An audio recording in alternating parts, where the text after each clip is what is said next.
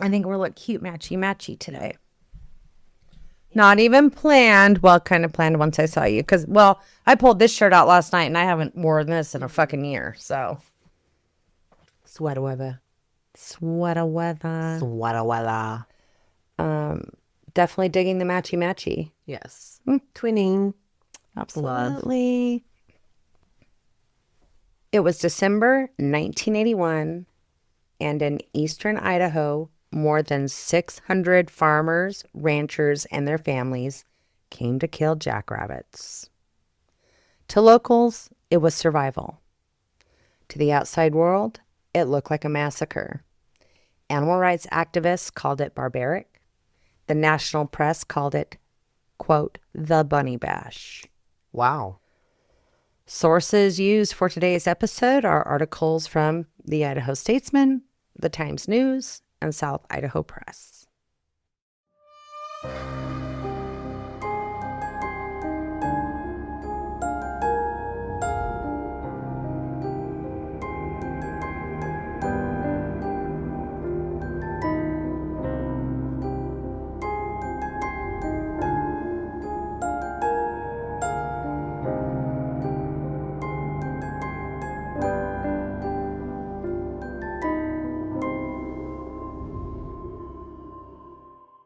Welcome back to the Lethal Library. I'm Stephanie. And I'm Dani. And we are a true crime podcast focusing on cases in the Pacific Northwest, specifically Idaho. And clearly today we are hearing a story about the quote-unquote bunny bash. Not a bash like a party is what I'm feeling. No, not a party. Different kind of bash. So give you a little trigger warning off the get-go. I found in my research difficult to read some of these things and also to write them. So just a little trigger warning about there's some animal. Never good. It's never good. It's not good. So there's going to be some things that could maybe trigger you, but I do feel it's important to speak the whole truth about what was happening. In December 1981, Jefferson County farmers continued their war against crop-eating jackrabbits on a frigid Saturday, destroying at least 15,000 in a massive 3-hour roundup. In only 3 hours? They bumped those numbers up. Like, that's incredible numbers. About 600 ranchers, family members, and friends, armed with an assortment of bludgeons ranging from axe handles to golf clubs and billiard cues, converged on the 5,000-acre farm of Jefferson County rancher Joe Hartwell. Supported by 15 horsemen, a dozen motorcycles, and several pickup truck drivers, participants formed a V-shaped line around the perimeter of Hartwell's property and marched across 2 miles of open country, flushing countless jackrabbits and driving them towards a large enclosed pen. I already am just amazed by the sheer numbers. 15,000! I can't even, if you put 15,000 pennies in front of me, I can't even imagine what that would look like.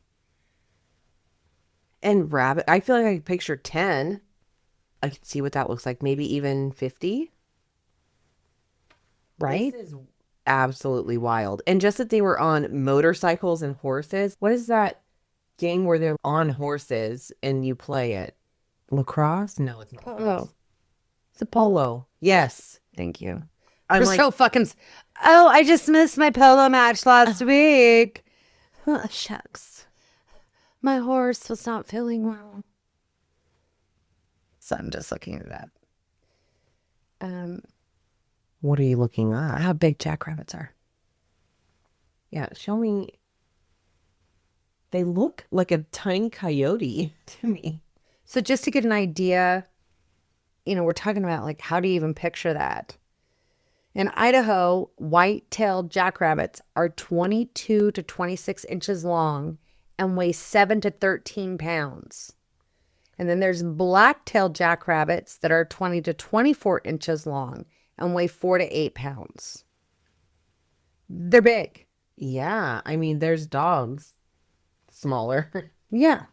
Harry, How much does Harry weigh? 16 pounds.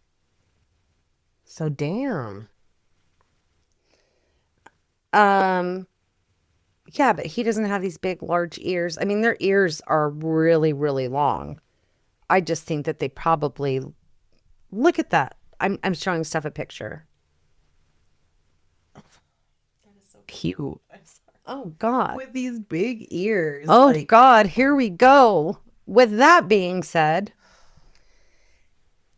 several thousand rabbits penetrated the line of club-wielding farmers and turned away from the pen to scamper back through the snow-covered sagebrush desert, but hundreds were clubbed to death as they tried to escape. One rancher estimated that up to 5,000 rabbits got away. Once the rabbits were about 100 yards from the pen, drivers lifted a makeshift chicken wire fence to funnel them inside and prevent more from escaping. Many of the animals were clubbed to death as the barrier forced them forward. In some spots, rabbit carcasses lay so deep it was difficult to keep footings. So it sounds like there was a lot of planning that went into this and strategery, as they say. There were 600 people out there.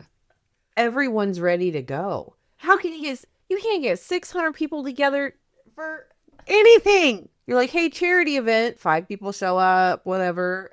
No, when you start hearing some numbers, you're going to see, and you're going to see the sense of community. I know this is horrible. It doesn't sound right coming out of my mouth, but you're going to hear more about. Well, having that many rabbits on a whatever 2 square miles. But it's a 5,000 acre farm, right? Is that what I said? Yeah, 5,000 acre farm.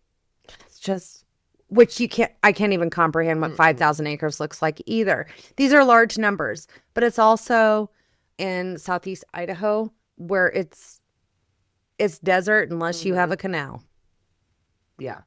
So we're not the flowing hills of the Palouse area in northern Idaho. This is, it's desert. It's high desert sagebrush. And that's where the jackrabbits live. And that's where they live. And they reproduce like what? Rabbits. Huh. How many times have yeah, you've heard that saying. It's a saying for a reason.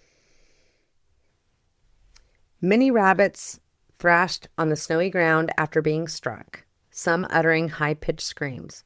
Oh no. Silence of the lambs. A teenager put one out of its misery with a karate chop to the back of its head. Okay, we're being very creative karate chopping. Another youngster picked up a struggling rabbit by its ears while a companion punched it with a clenched fist. I'm not loving that at all. I'm not either. Well, and just because like It's inhuman. the indications of like actually beating an animal physically with your hands versus if you have to shoot an animal to put it down or something. There is a difference there, and I don't love it. Let's just remind everybody of the times. It doesn't make an excuse, but it is an 81, and these Right. are farmers. Sure. And so we're going to talk about other ways coming along in this story, but do you know the cost of 15,000 bullets? You do have a point there. Yeah. So I'm not justifying. I'm just They're like, raising. we've got a budget. Yeah, I'm not justifying this behavior at all. The numbers, I truly cannot picture. Over. And listen, if there was 15,000 rabbits, I think it would be less cute to me and be a little scary. Those eyes. 30,000 eyes looking at you. That is. You mathed. Women in STEM.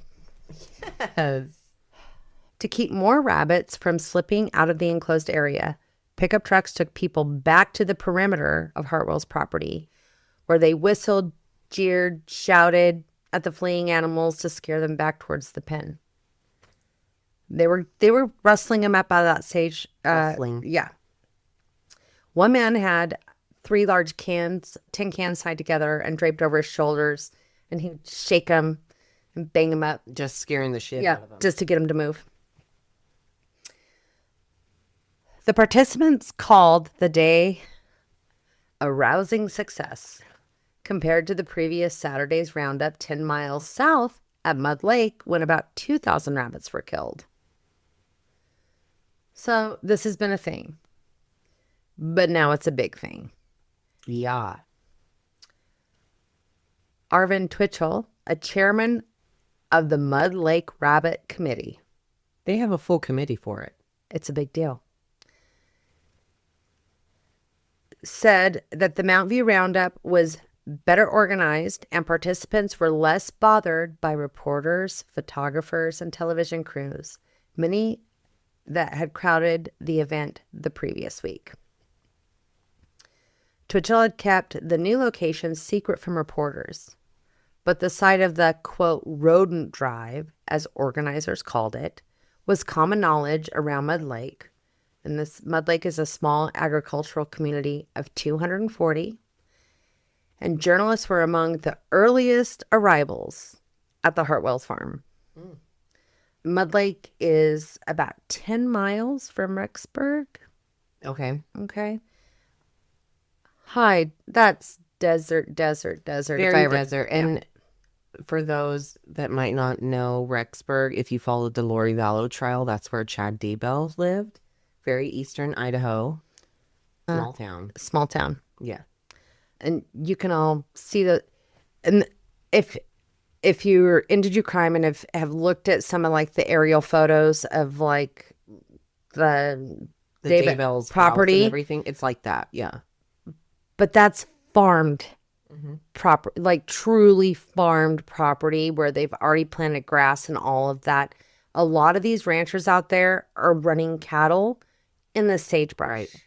And so it's not all green grass. It's literally dusty dirt with some sagebrush, but they have, and the cows will munch. There might be some grass here or there, but they're feeding their cows as well.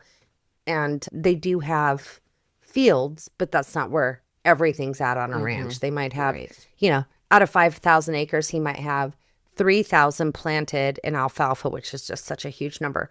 And then the other 2,000 is just dry land that he rotates his cows on. Sure. So, it's a lot going on, but it's not all green fields out there.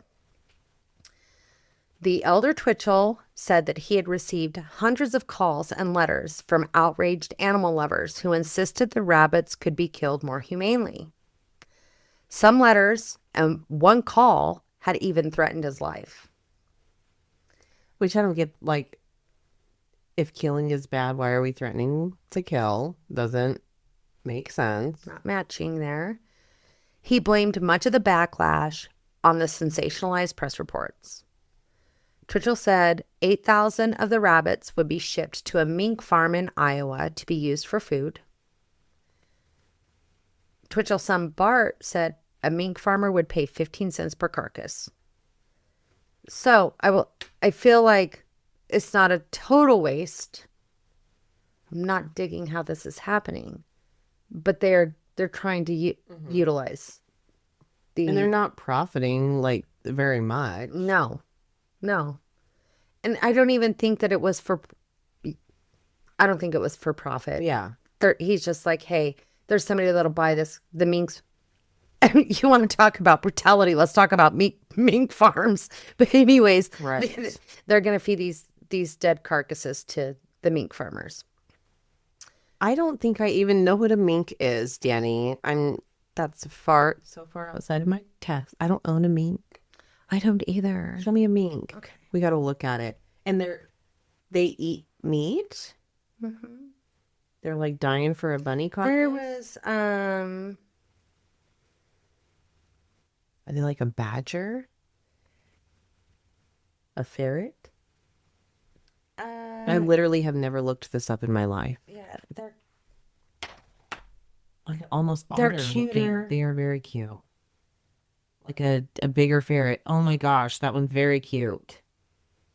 but they're very shiny. See how pretty their fur is? Yeah. Yeah, they're very pretty. Why is there so many wet ones? Like, we're going to. They clearly love. Oh, that looks like a stuffed animal. That looks like a taxidermy. It probably is. Hence why. They're really fucking cute. Their tiny ears. Oh. Yeah, I would. But they love bunnies. They love to eat the bunnies. They are meat eaters. Let me just Google that. Oh, they're varmints. Minks are opportunistic carnivores that eat a wide variety of animals, including fish, rodents, amphibians. They're like, I don't They don't care. discriminate. Birds, their eggs, insects, crawfish. They love a nice egg here and there. It says their diet shifts with the seasons, with more emphasis on aquatic prey in the summer and more mammals in the winter. Minks are adept hunters both on land and in water, often diving underwater to catch their meals. So they look real cute, but they're ready to take any animal out to eat it. It kind of reminds me like of what a coyote would be, an opportunist. Like, Whatever you can get. let's go. Yeah, I'm not above a bird. If I can catch a bird, Give me your eggs, some bitch. fresh eggs. Let's go. Breakfast, bitch. So they were going to utilize the dead rabbits. Bart Twitchell also said that 200 to 300 live rabbits would be shipped out of state to train greyhound racing dogs. Which is Another terrible. So it's like, at least they're doing something instead of just rotting, but then we're supporting these other not great industries. What else can we Let's remember the support? times. Yeah. 81. Right. Okay. Farmer said, so what's the deal, right? Yeah, why Why what's are we happening? Why are we rounding up 15,000 rabbits? Farmer said jackrabbits had cost an estimated $5 million in crop damage that year in southeastern Idaho. Really? Hartwell had been a farmer since 1918. Golly. Wow. Said that over the prior 3 months, the rabbits had destroyed hundreds of acres of grassland and tons of hay he used to feed his cattle. He said even when the rabbits didn't eat the hay, their waste made it unpalatable for the cattle. Shit. Literally. Yeah. So I think this is kind of giving you the idea of what's going on. And the why behind. They're not just like, hey, it's just for fun. Yeah, let's round up these rabbits and just kill them. But still, opinions. Spectators and some participants had come from Portland, Salt Lake, and Denver. A Portland commercial photographer, Tom Ethan, was there for freelance photos and stories. So this is what you're going to get here, the gap of people. While Roger Libby of Mountain Home came to help. He's like, yeah, That's kind of... bringing a 22 caliber rifle, a 38 caliber handgun, and 1,000 rounds of ammunition. Oh, he was like, this is a worthy investment for me. Quote, I just came down for the hell of it, Libby said. I didn't really think there'd be that many rabbits here. And he's like, I should have got more ammunition. I only brought 1,000 rounds? I thought I was overdoing it. Not enough.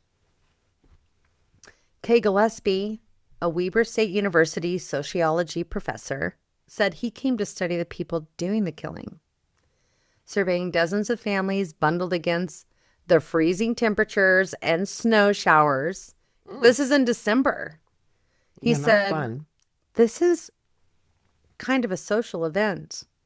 There's a sense of community and social organization here, but I don't get the feeling that they're enjoying this. Interesting commentary. As Eastern Idaho farmers staged their second rabbit drive near Mud Lake, conservationists warned the slaughter could trigger a boycott of Idaho products.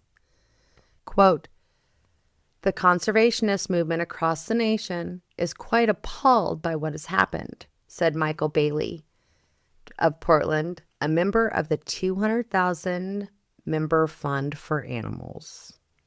Quote, by our communications with the governor's office and other state officials, we basically feel that we have been lied to.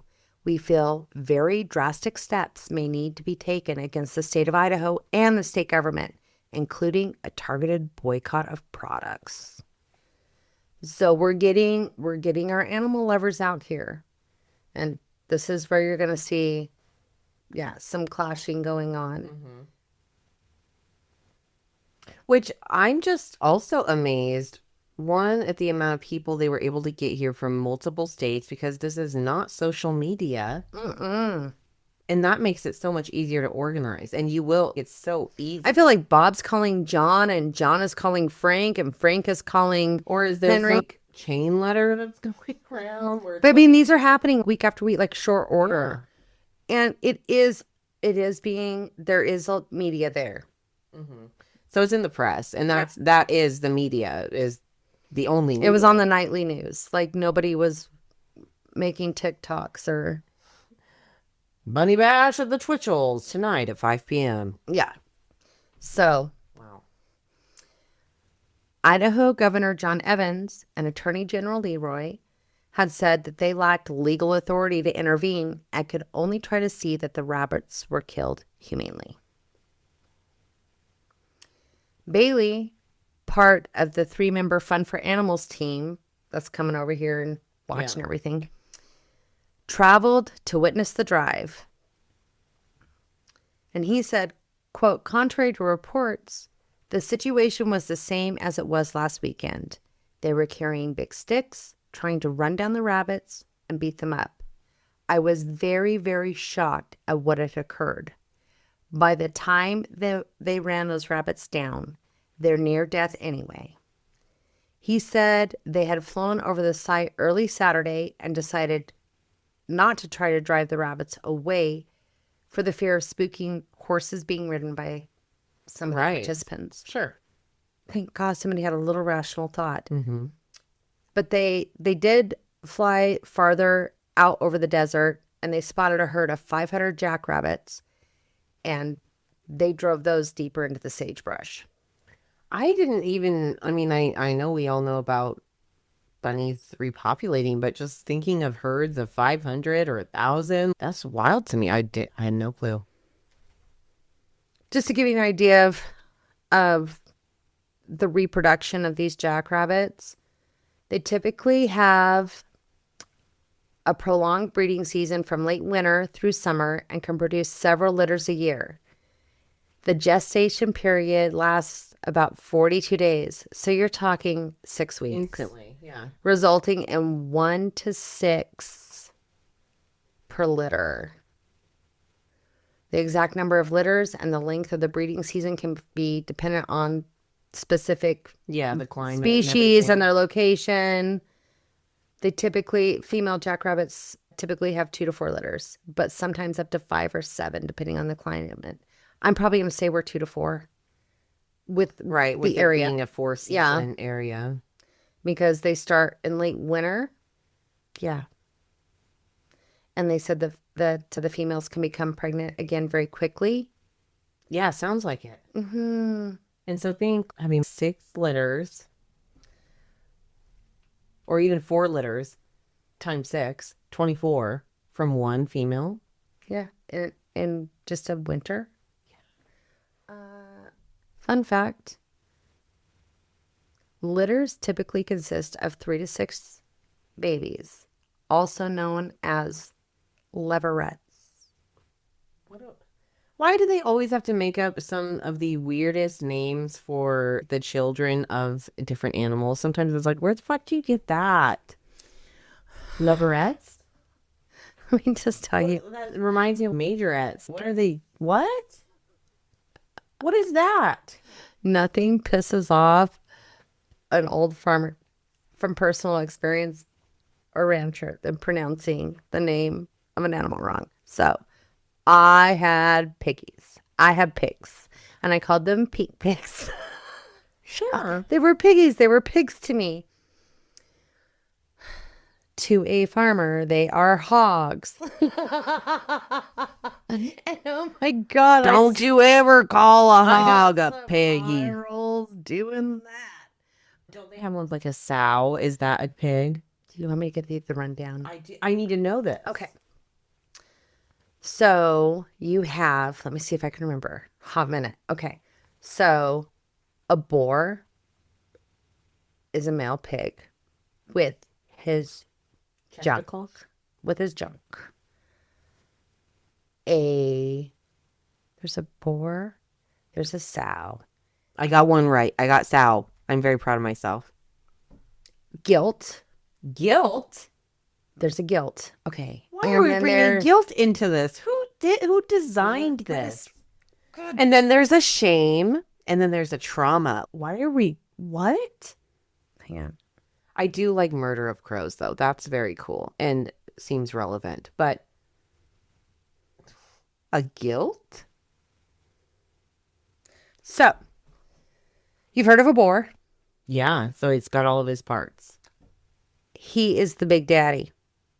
He, him, Mm-hmm. all the way. All the way. Then you have a sow. And a sow is a female pig who's had a litter of piglets. She's proven herself by having a litter. The baby boys, because you always cut, if you're not keeping them for a boar and you're raising them for meat, they're getting nutted. Mhm. It's my Silence of the Lambs. Someday I'll tell you the story. It is horrible. Those are called barrows. Barrows? Yeah. So male pigs without their junk are called barrows. And a female that has not had a litter is called a gilt. Gilt. I get that the spelling's different, but it sounds the same. Why are we shaming this poor young woman? We'll talk about the cow species another time. There's all kinds of names for that too. Fuck. Why? See, My knowledge is deep and wide. Thank you. All I right. just wish that there was simpler, and I don't want to be called a guilt. That seems rude and impolite. I just think the sow would be a better gilt. Right. Thank you. From my experience. Let's just. I mean, we grew up. not shame women. I grew up where we were shamed. You know, God forbid if you wanted to have she's sex. just a young little guilt. Right? You know. Look at that little guilt over there. Are you feeling the guilt? Guilt? When I was growing up, if you had sex once, you were a slut. And it should be called a guilt. Thank you. But you know what? Leave the pigs alone. I can see someone being like, piggies? How dare you? How very dare you? I loved pigs. They're my favorite. I have them all over my house. Mm-hmm. She does. Thank you. Fun fact. And I'm not talking about only little figurines. She I have a has full life-sized, I have a full-size sow. absolutely life-sized on the plant shelf in the living room. I don't know how the fuck you got it up there. It was a struggle, but it's at the Worth peak it. of the ceiling. That's the only place it would fit. It's worth it, yeah. Anyway, Makes an impression for sure. thank you. Danny's got a special place in her heart. First the pickers. They're like dogs. Mm-hmm. Whole nother story. Okay. So the Mud Lake Farmers Rabbit Committee said it had killed at least 30,000 jackrabbits, including an estimated 12,000 in that day's drive. The prior Saturday, about 2,000 had been clubbed to death by by 1,000 Jefferson County residents who They were down. herded the animals into a funnel-shaped trap and holding pen. I want you to think about what $5 million looks like now. And I want you to think about what $5 million looked like nearly, 45 years ago. Yeah, no, that was big money. And I feel, and I could be wrong, but I feel like farmers back in the 80s are a lot different than these conglomerate farmers that we Right. have now. Sure. And it was feast or famine literally for these guys, and they're working 365 days a year. They're not pulling in millions of dollars. Mm-hmm. They're not. I mean, they're probably making decent money with hard work, but how many is that all 6 of your kids? Right. doing all the work, and then you're splitting all that money plus your grandchildren plus, I mean, that's how it works, right? Right. Sure. Arvin Twitchell said 2 more drives would likely be conducted in the next 2 weeks. Damn. They're getting it done. Bailey accused Idaho officials of engineering a, quote, snow job to make conservation groups believe the second drive would be different. Quote, this bunny bash has given a complete blight to the state of Idaho, he said. Instead of thinking about potatoes, they're going to think about dead bunnies across the world when they think of Idaho. He predicted that if another drive was held the Saturday after Christmas, hundreds from across the nation would come to try to stop it, saying people in many parts of the United States and the world possessed, quote, at least a reasonable amount of compassion towards humanity, toward the animal, of which there is none out here. Oh, okay. He was very passionate. He was, yeah. In January of 1982, the Fund for Animals proposed another alternative, a rabbit ranch. Representative Michael Bailey said they would contribute money to fence several square miles of sagebrush land, 20 to 50 miles from Mud Lake, where scientists could study rabbits and learn how to avoid future overpopulation. The 200,000 member group was willing to spend $15,000 to $20,000 to fence a 4 to 8 acre square mile area and rent or buy trucks to transport the rabbits, which is about $50,000 to $55,000 today. Buck up, boys. Yeah.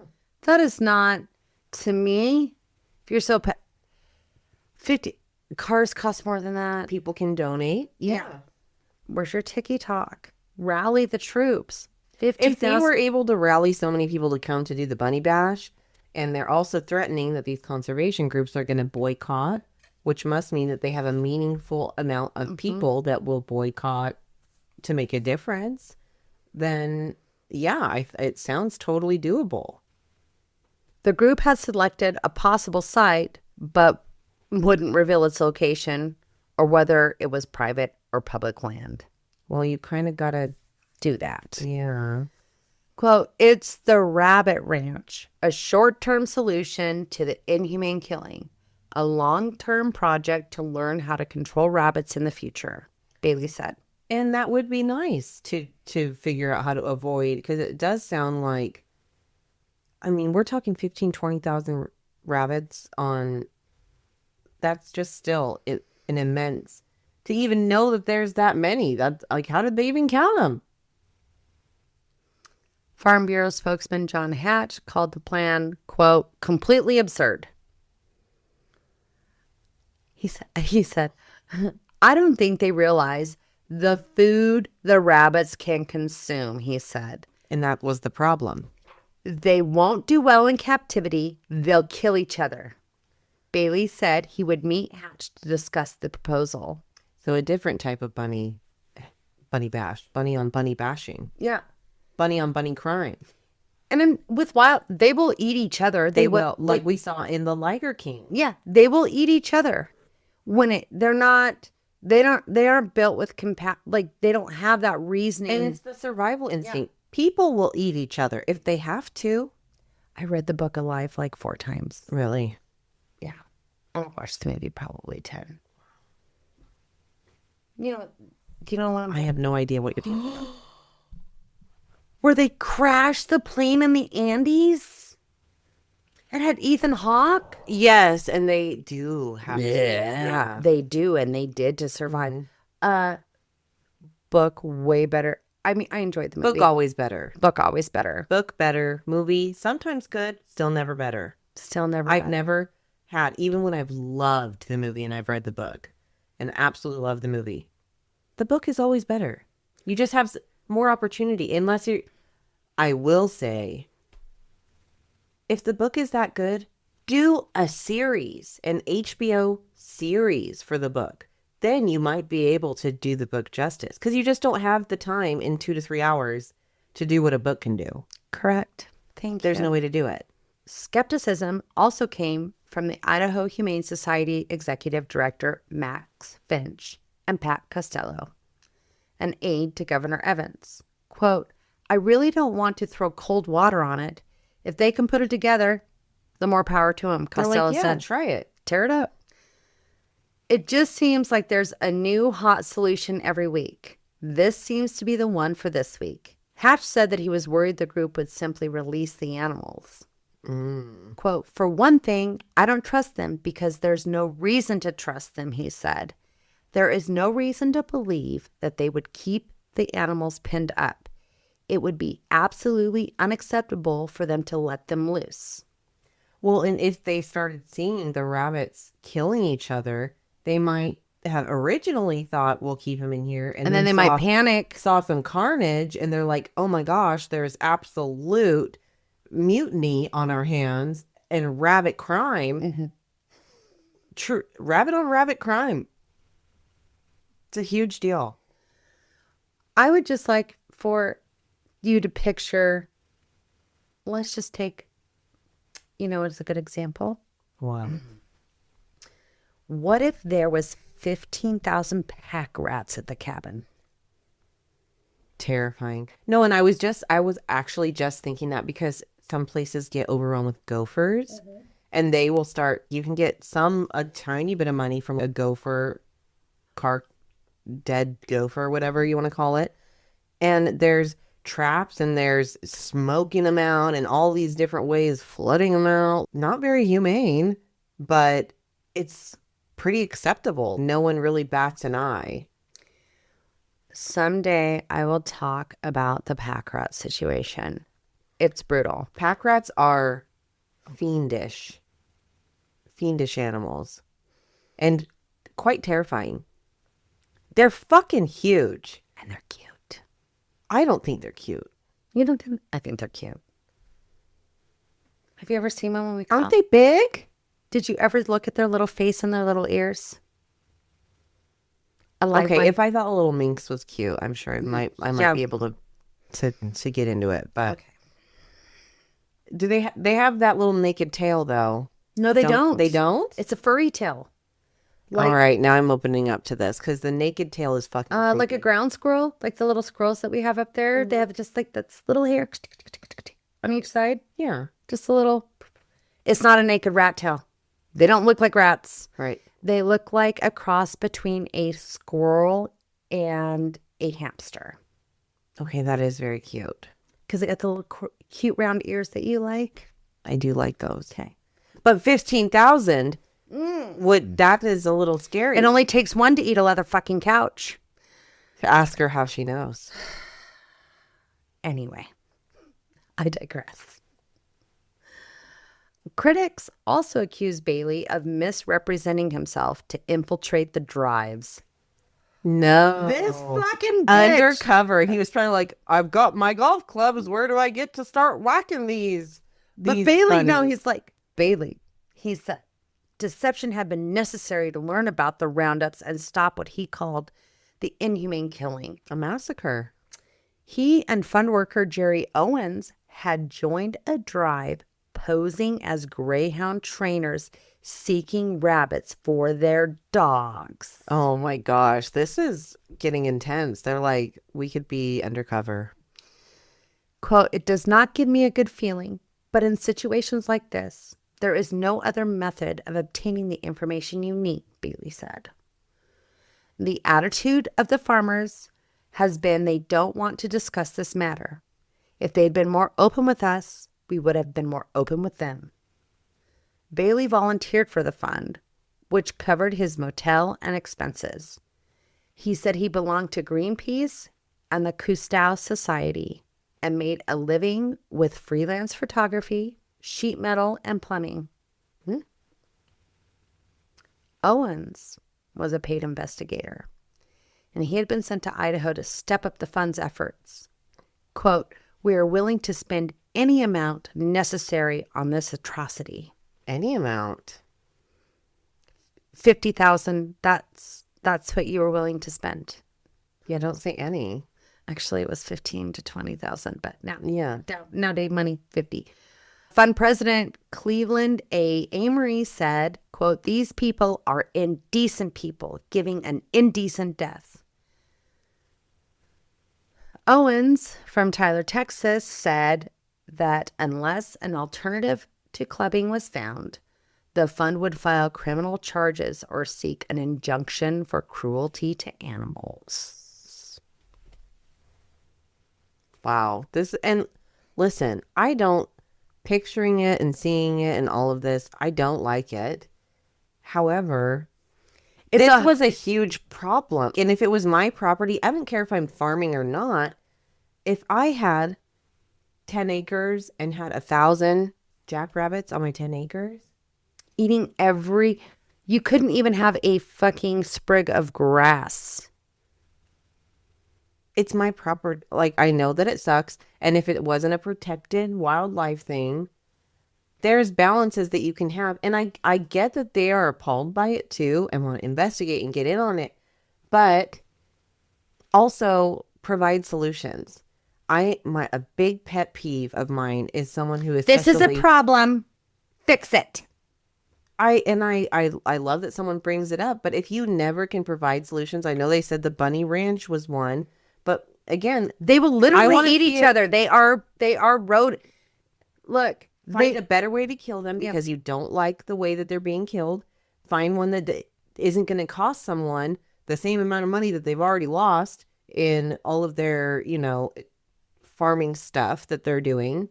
What is the solution? Is there a better way that we can kill them that you feel is more humane? Provide something instead of bitching. Let's go. Or put them on that damn ranch and sign some contracts that say that this is what you're going to do and you're not allowed to release to neighboring places or whatever. Like, that would have not worked. Have exit. They would have rescued those rabbits. I'm telling you. And just based on what we talked about, the multiplication, one rabbit having 24 babies per year. One. And then those 24 babies are going to have another 24 babies. Like, it's 24 babies each. Yeah. And then all of a sudden, they're eating each other. Can I just be crass and say fucking like rabbits? Like, literally, it's a thing. Finch cautioned that the fund's tactic might be creating ill will among farmers and said he disagreed with the proposed boycott of Idaho potatoes and other products.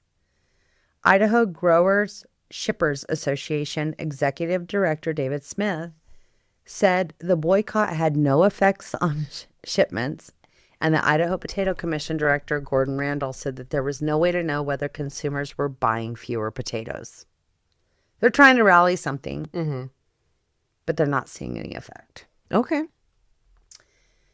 Owens concluded rising hostility between farmers and animal welfare groups might hinder efforts to stop the clubbings.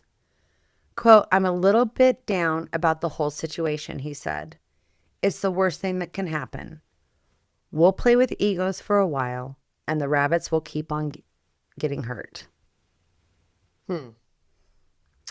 On January 6th, 1982, Idaho Farm Bureau Federation officials said fund representatives who wanted to set up the rabbit ranch had failed to show up for talks on feasibility. Quote, "I would rather like to have nothing to do with them anymore at all," Executive John Hatch said hours after the planned meeting fell through. Hatch and fellow official Andy Anderson said the no-show intensified the displeasure with Bailey and Owens. And listen, I can share in that because I've already said it once, but they are to do a feasibility study. I think a lot of people are familiar with what that is. Like, okay, let's scope it out. What would it look like? What will we need? For your fenced bunny ranch. Yes. And what are the things that you need different stakeholders in? People that know this species, people that know the land, once again, where is the land going to be, public or private? That's kind of important. That's a big deal. Yeah, like, are you needing to buy the land, or can the government give you a piece of public land to do this? Because listen, I think that being able to study them And if there's ways that you can reduce the massive reproduction and spread, if there's something that can be found from it, sure, let's go. Then it will help the farmers. But it doesn't, with them to just ghost, I would be like, we're fucking trying, you guys. We're open to your bunny ranch idea. We are literally getting people here, important people, decision makers. And you're no show. This is sometimes people with a cause are all talk and no action. And there's some people that are big idea people, but not doers. But then it's your responsibility to get in the doers. To find the doers Yes. that believe in your cause. And that can be so frustrating. And you can take it down to a simple, even a neighborhood association where people are complaining about something. So Bailey and Owens have been asking to end the Mud Lake roundups that have resulted in the slaughter of 55,000 jackrabbits. Oh, shit. They're stepping it up. No pun intended, but absolutely true. Killing it. Like, that I was going to say it not knowing what I was saying. I don't know. But literally, 55,000? They're getting it done.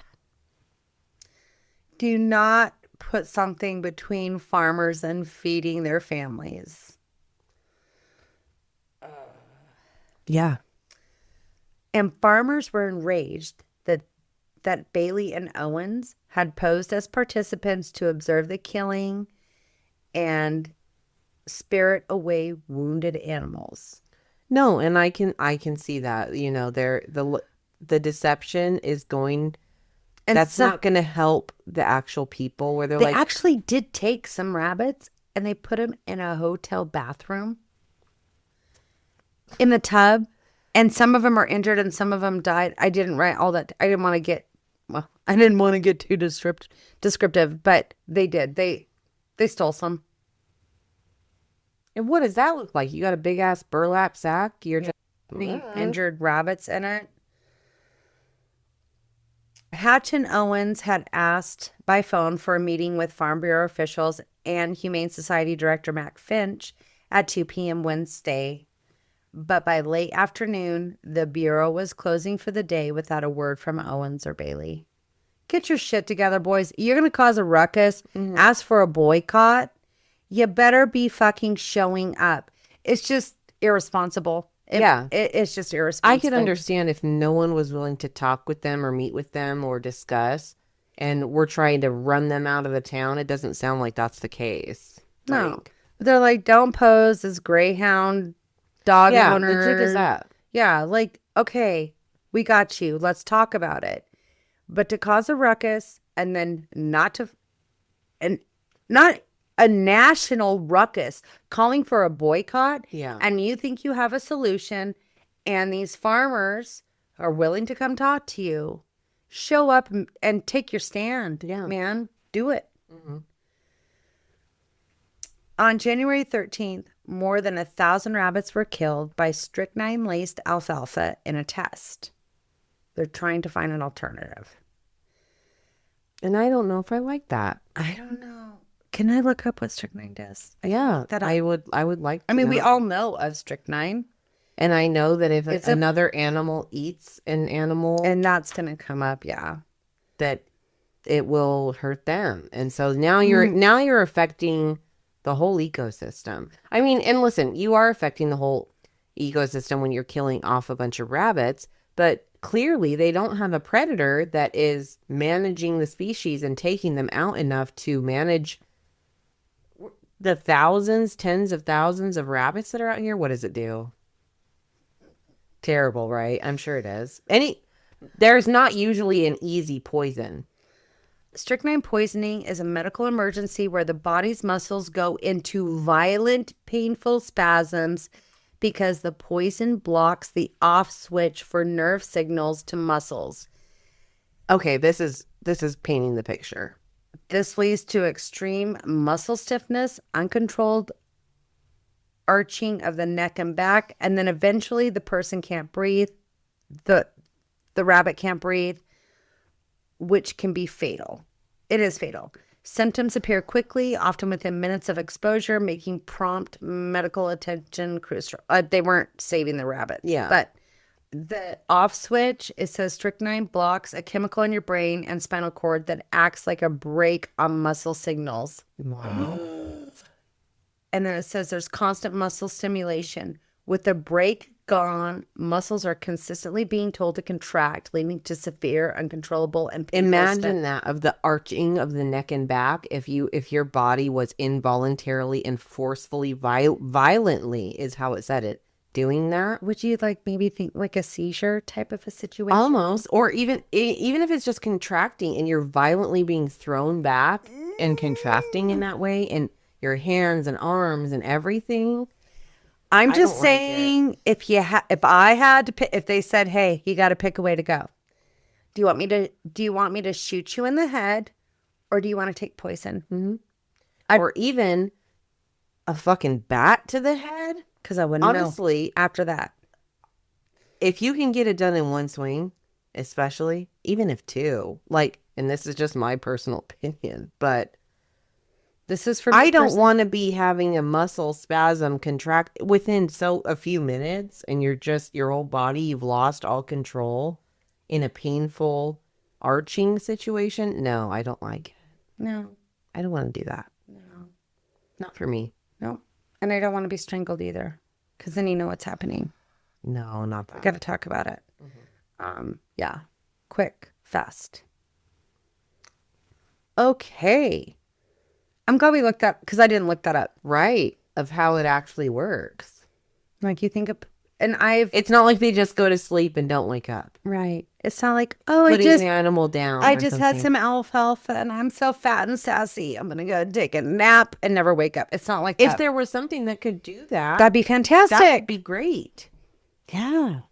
Give me a little overdose. Honestly, I need an extended nap.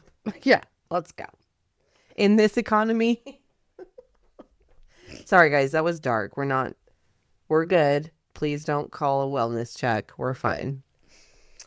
Members of the Bingham County Rodent Control District placed 16 pounds of bait containing 2 ounces of poison at the farm of Blaine Benson near Tabor. It could be Tabor. I should have looked that up. My I don't bad. know. These are very tiny towns in southeastern Idaho, and we are more southwestern. Yeah, Boise, Nampa is all Southwest. So I'm going to nail those names, but some of these little towns, I'm going to fuck them up, and I apologize. It's our state, but our state is not the biggest, but it's fairly big. And there is so many fucking small towns.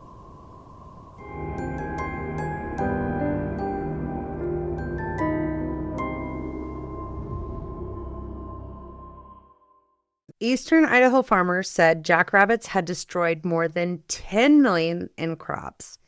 And this is what I think that just the collective, this is why I think it went from 5 to 10 million, is because I think that there's other farmers coming out saying, me too. That's me. And so now that's how I think that number went Giving from everyone's information right, and everything. because they're like, oh, wait, you too. Oh, yeah. And so that number has doubled. And it's tough to get people to quantify it because they can be like, And there's yes, my hay or my grass or whatever, but you have to find a... And this is literally like, they didn't even have Exceling. They're literally, it's just word of, nobody is Facebooking and TikToking and having, right? a viral moment. Right. Yeah. They're literally talking to farmers and calling each other. 6 roundups by then had killed up to 65,000 rabbits. U.S. Fish and Wildlife Service biologist Eric Peacock said the bait set around Benson's ravaged haystack could have killed as many as 6,000 rabbits. He's talking about the strychnine. Benson was going to bury the corpses under dirt and snow until the ground thawed. He said the test proved strychnine worked and that he planned to set out more bait that night. Quote, it can be managed, he said. We know what we're doing. I'd rather do this than try to get 500 guys together in a rabbit drive. I will say the poison, the ease for the farmer, Right. And less, but I just don't. when you look at the reality of it, of the poison being slower, more painful, I don't love the like party aspect of it that I'm sure comes at, I mean, when you get any group of people rallied together for any cause. It can get out of hand. Yeah, and so it's not pretty. And there are people there that would just love to inflict pain, but We all know they're sick fucks. Have you listened to our podcast? yes, they are out there. But I feel like most of this, if you have a town of 200 and you got 500 people to come, I don't think everyone there is just wanting to hurt an animal. I think that they want to come together for someone, and this is the solution that they've had because no one else is coming to save you. And if this is your lifeline, they're like, yeah, it's tough, but we got to get it done. And there's going to always be those fucking weirdos. There's no way to stop that. We all know there's those fucking weirdos. Members of the Portneuf Valley Audubon Society and FWS Endangered Species Specialist Richard Howard were upset that hundreds of rabbits had been picked up before the observers arrived after the poisoning. It's a hell of a test, said Jay Anderson, a biology professor at Idaho State University, arguing that accurate counts were needed to confirm an FWS study indicating 80 to 90% of the rabbits would die within 25 feet of the bait. They're thinking about like, what are the rippling effects on the whole ecosystem? The Audubon Society wanted a 95% kill rate to protect at least 60 endangered bald eagles in the area. So what they're looking at is they want these rabbits to die in very short order so that they can be collected. They don't want these rabbits running out into the desert where a bald eagle can come down and eat it and die. Yeah. Fair. But so he's pissed off because they're like, let me come study this. Why are you picking up the rabbits? I want to see where they're dying. Like, how far is this going? If they're dying within 25 feet, they can be collected. And these are huge haystacks. They're not 6x10 haystacks. They are huge haystacks. But they want to go around and just observe what is happening to make it a real study. Rodent District Secretary Brian Finnegan said the test showed baited alfalfa was the most effective method and that fewer than 10% of the rabbits had managed to escape farther than 90 yards from the hay. But that's still a big 90 yards. That's a football field almost. It's far.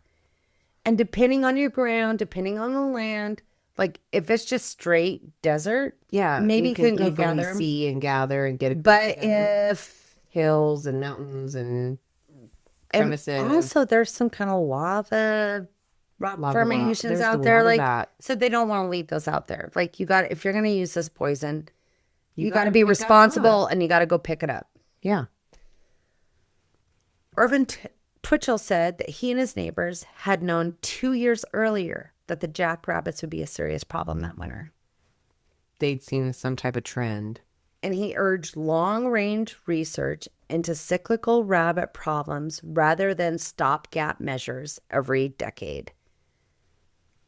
And this is an old farmer. Like, he's been doing this for a lot of years. And he's like, I've seen this before. And, probably in the 40s and the 60s. It's happened.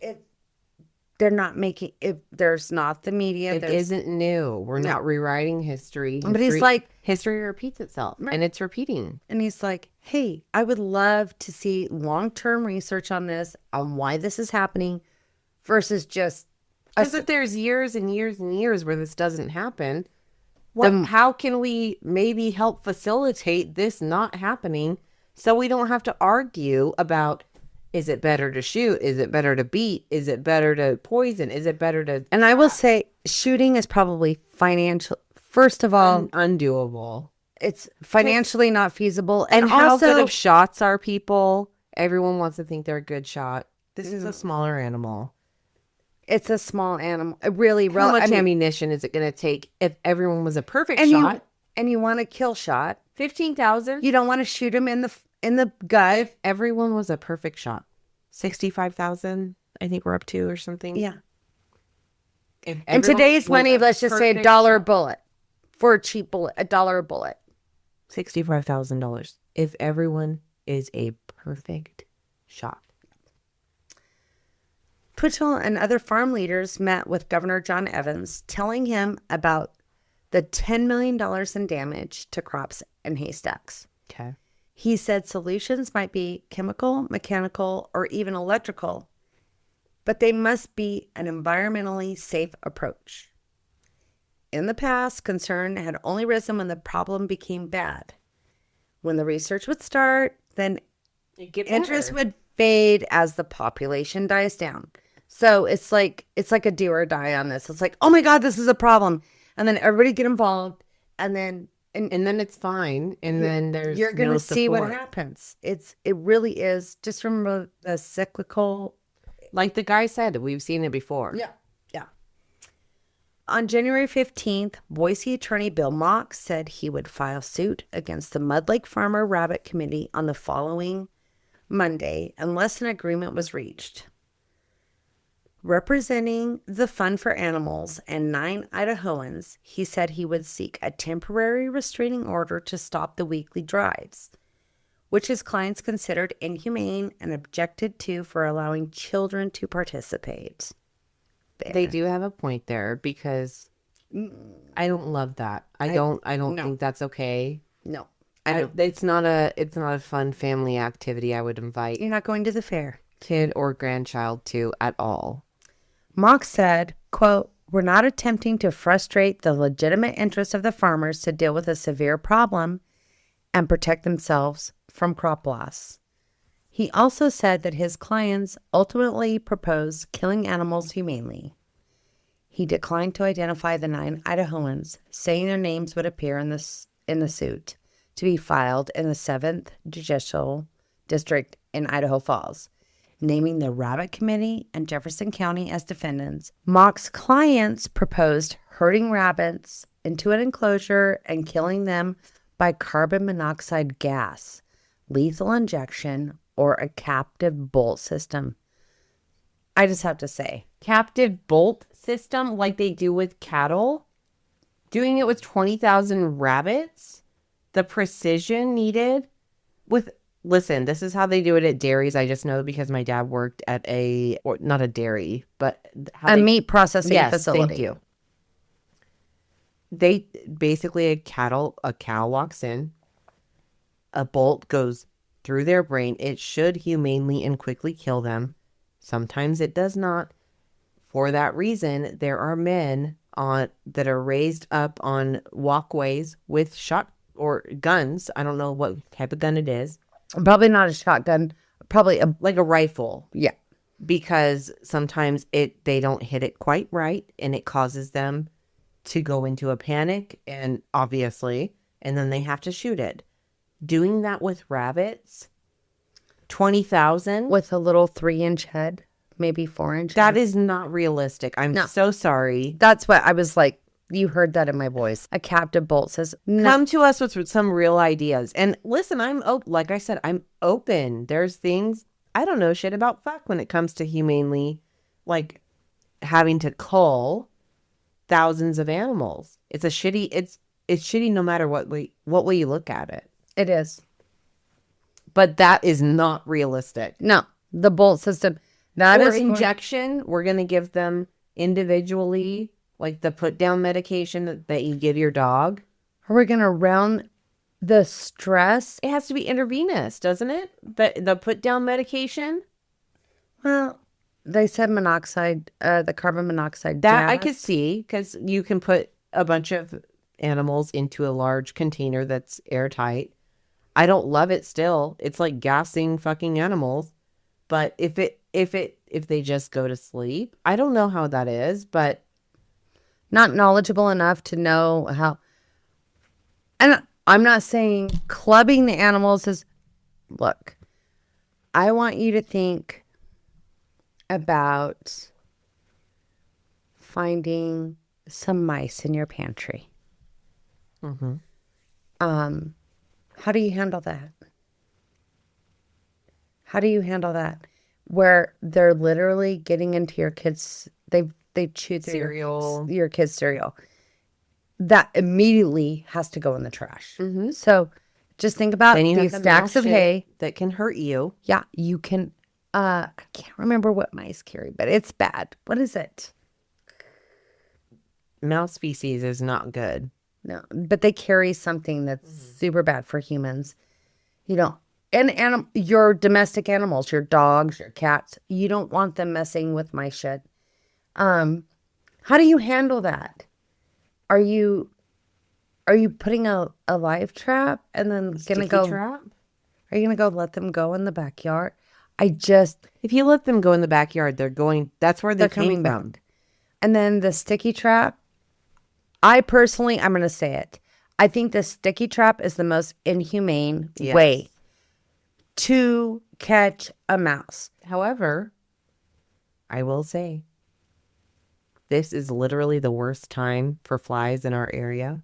I do have a sticky fly trap, which is arguably the same thing. But now we're talking about a fly. So it's this whole thing is one of those things of where's your line?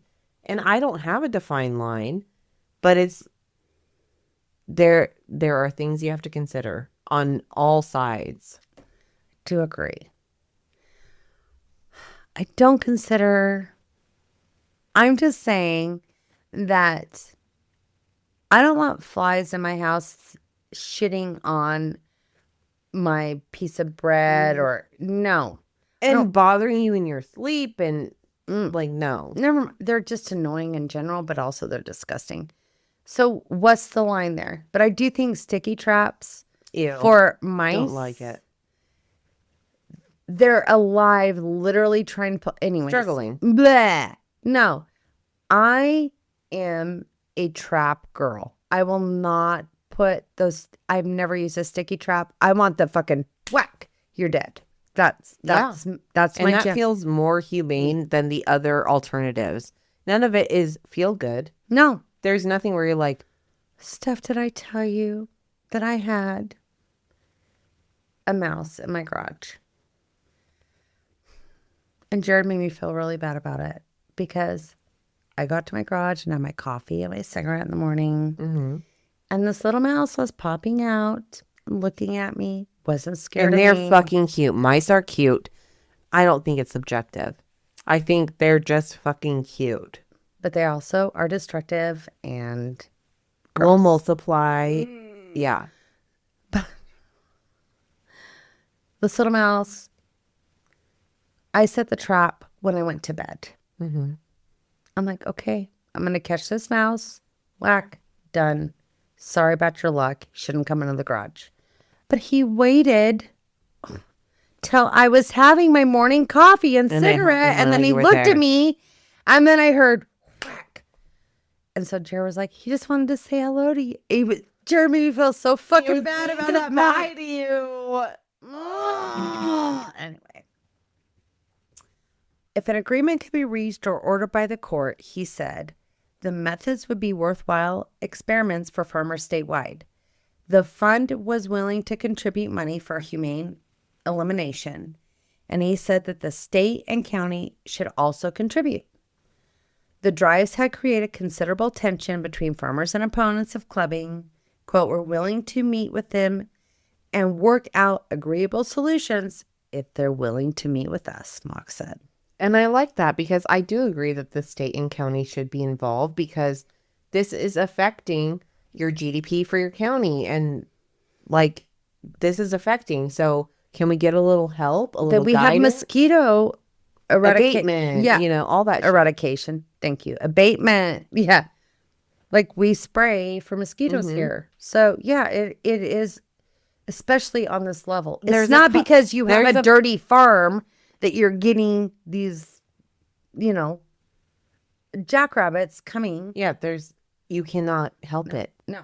And like the guy said that's been doing this since the 1918s or whatever, every few decades or a decade, it happens. And when it does, it's destructive. And this is the livelihood of the people that live in your county and are bringing in money and are participating in the economy. Farm Bureau Public Affairs Director John Hatch called the meeting meaningless. Quote, they've not given us any reason to deal with them. They're opposed to what we are doing, and any willingness on our part to compromise would be a moral victory for them. Owen said he had recommended legal action. In my opinion, the method that was being used was cruel, inhumane, and in violation of statutory laws in the state of Idaho.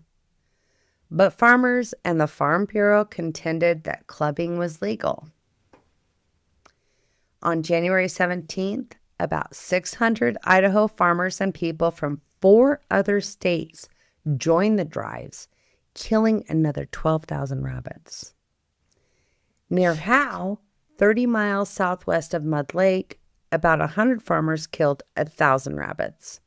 2 other Howe area drives killed 6,000 more. Around Mud Lake, about 500 farmers in the sub-freezing temperatures herded the jackrabbits into a funnel-shaped trap and clubbed them to death, bringing the day's total there to about 11,000.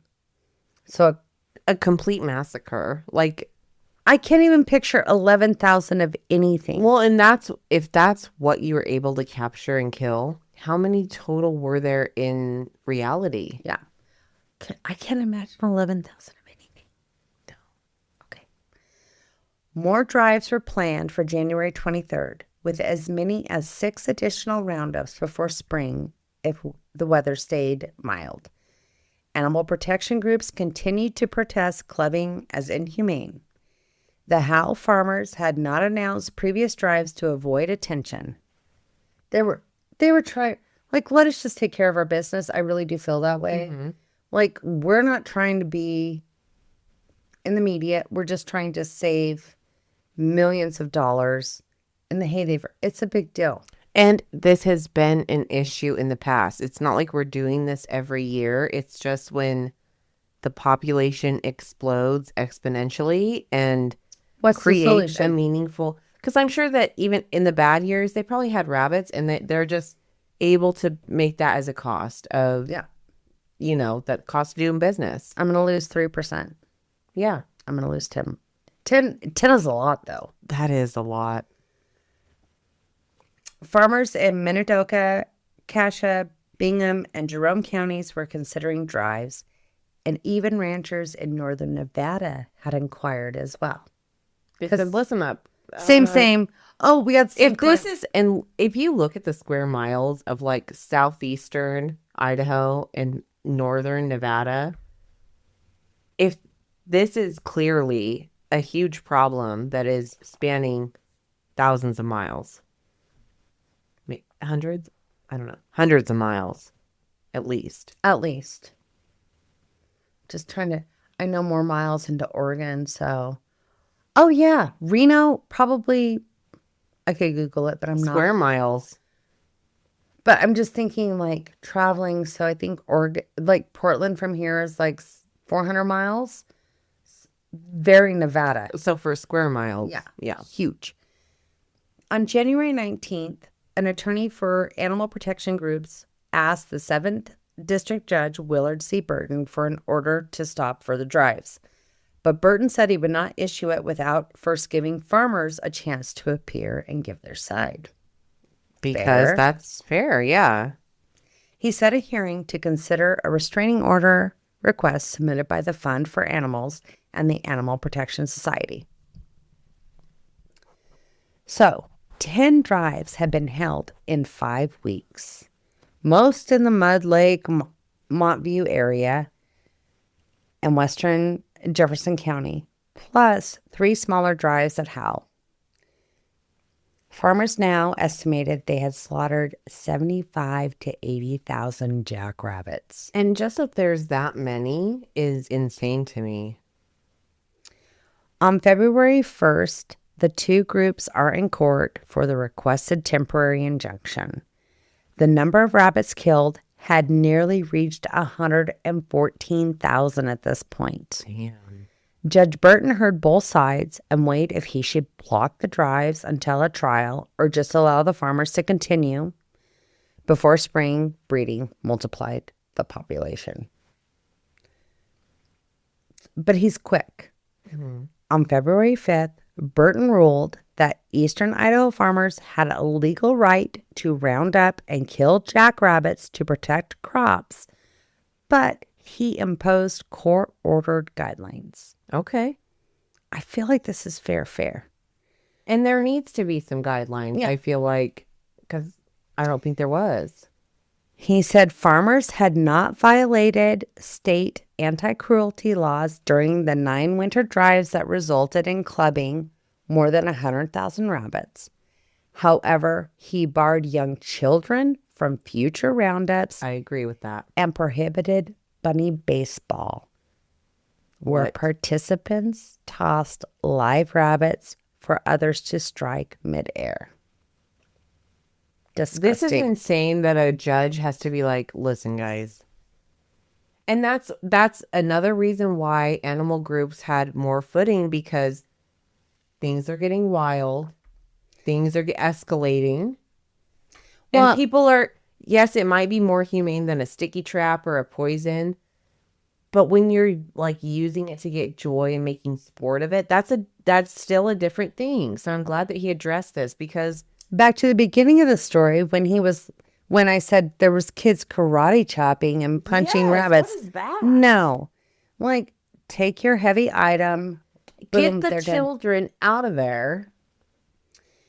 Quote, the evidence finds that any of the killing and cruelty that may have been exhibited in eliminating these rabbits was done with honest intent to protect their property and was done under the authority of law and under the authorization of Jefferson County Commission, Burns said.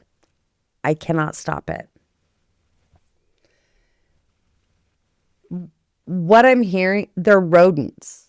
That's how the court is viewing them. They're viewing them as mice, as rats, as gophers, Even if they weren't viewed that way, if you have 100 of grasshoppers. We have 100 grasshoppers in your backyard, that's going to be very noticeable. yeah. 100 mice in your home. Nightmare. 2 pack rats in your cabin. Yeah. Truly.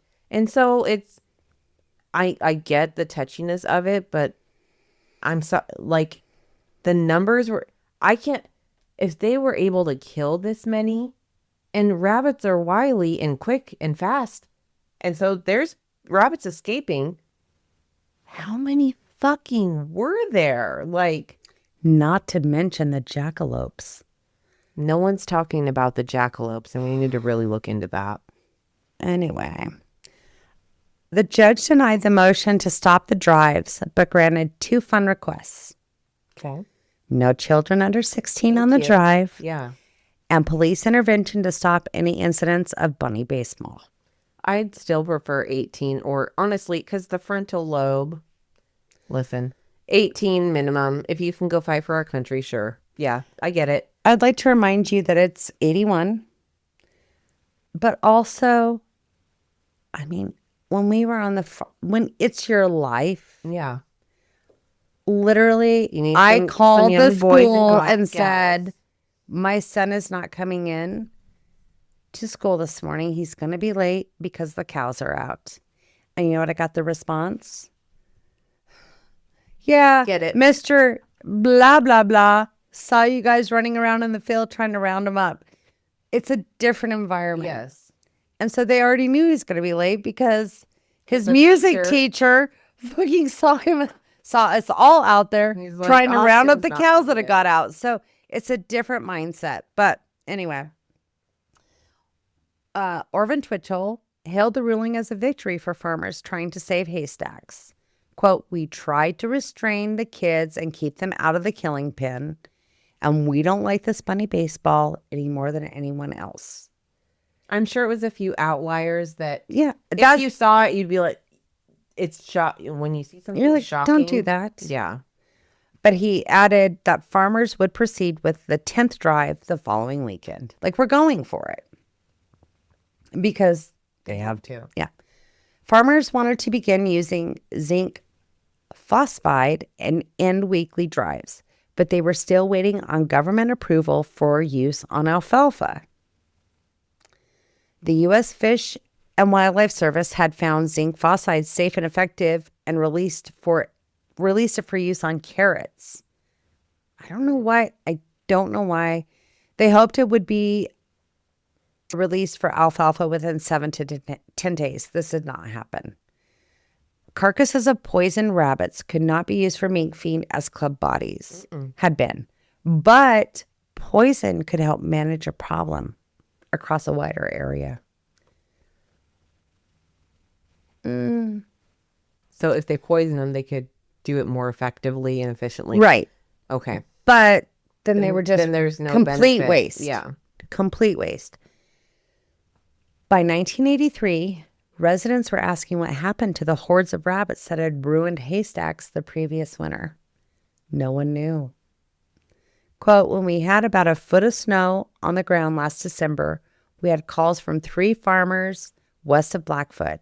Since the snow has melted, I haven't gotten any calls, said Bingham County Agricultural Extension Agent Brian Finnegan. This is just the next winter season, right? No drama.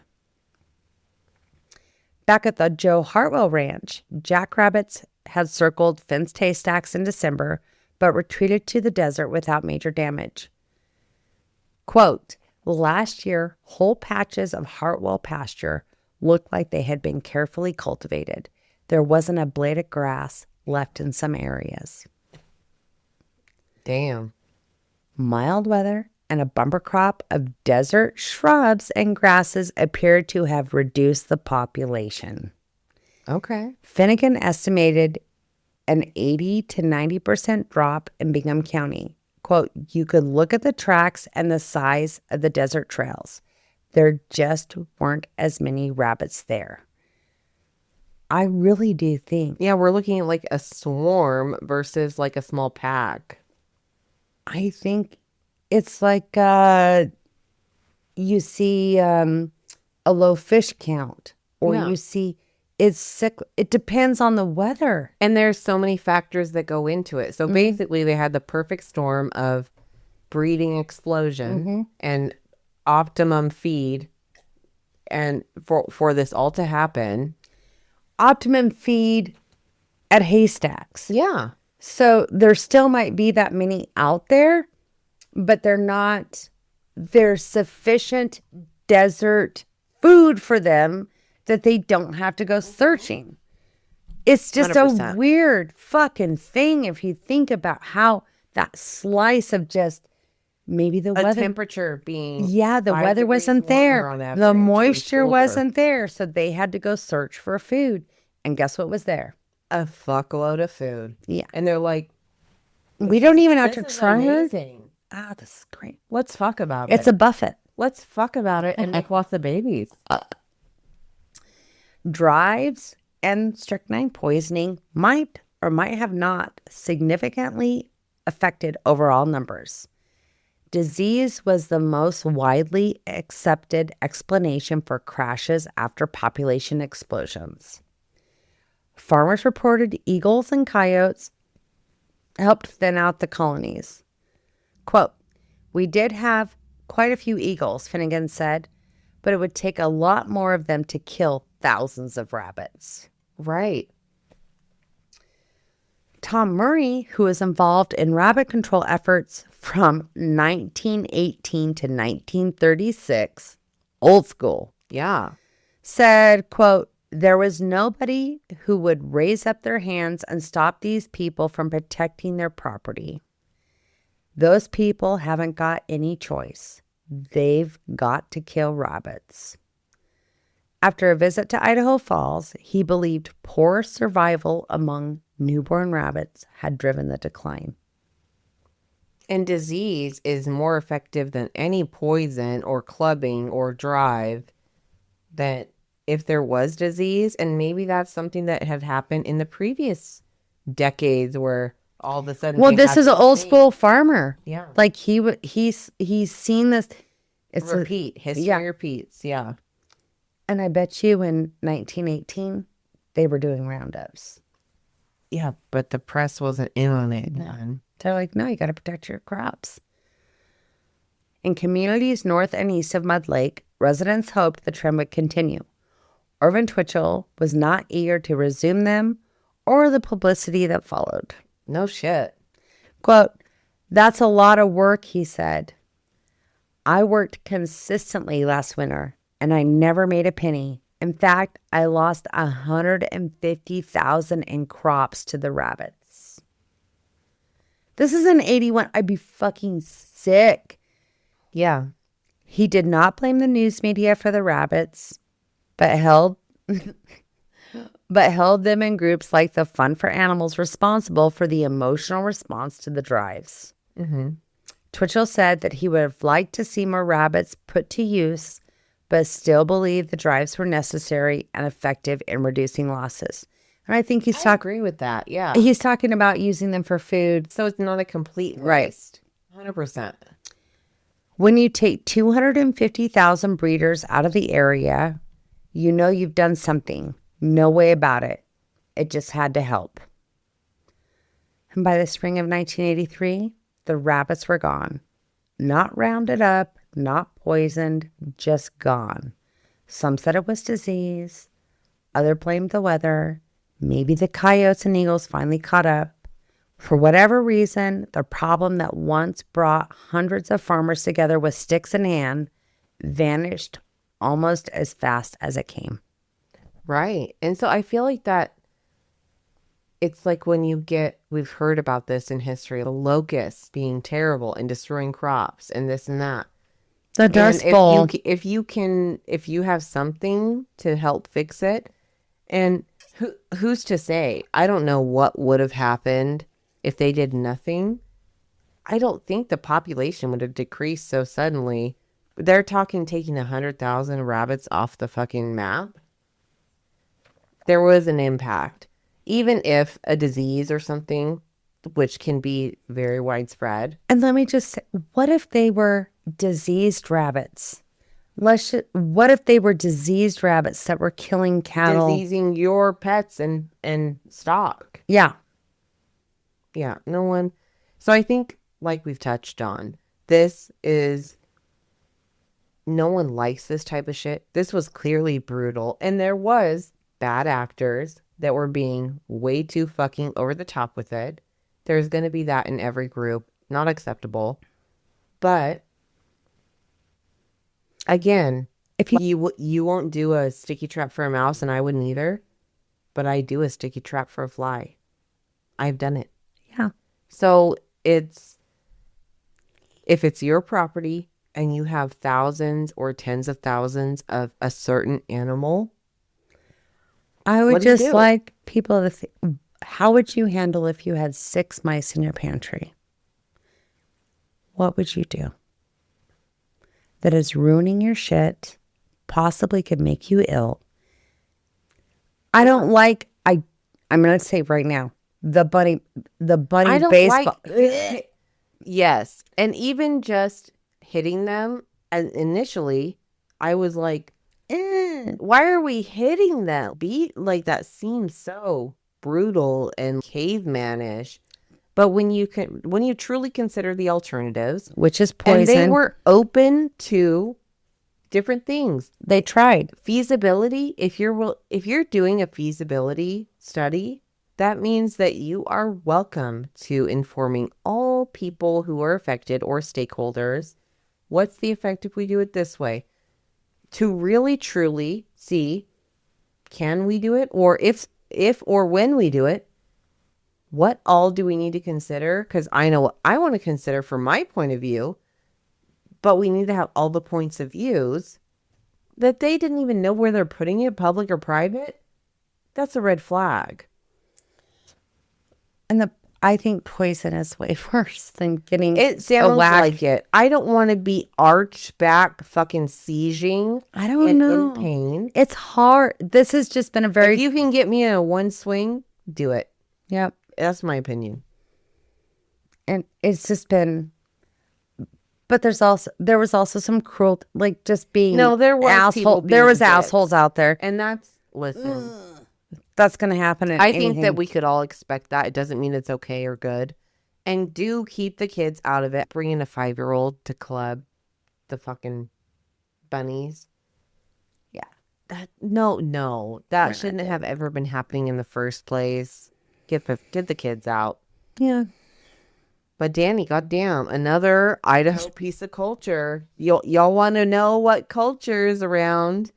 This is another piece of it. Interesting and very relevant, I think. And it's I think Finding a balance. it is finding a balance. And so any feedback, throw it at us. We're not scared. I would love to hear some deep thoughts about this, because if you've ever had a rodent problem, and I'm not talking about my house, my cabin, large rodent problem, I would say probably those pack rats are very similar to those jackrabbits. What do you do? How much sympathy do you have for something destroying your personal stuff? Whether it's a huge commodity like millions of dollars. The feces. Oh, it's so gross. Disease. I have literally went up to my cabin and had this pack rat shit on my kitchen table. And you're like, well, if you stay outside, I will not bother you, but don't come shitting on my table. Don't eat my sugar. Like, they love that sugar. Crackheads. But what is the level of compassion? Because I want to be compassionate to animals. Yes. Compassion, but also reality, and also protecting your family, your livelihood, whatever it is. So I don't know, but we'd love your feedback on it. Let's talk about it. And thank you for listening. Yeah. Once again, 100% love you guys.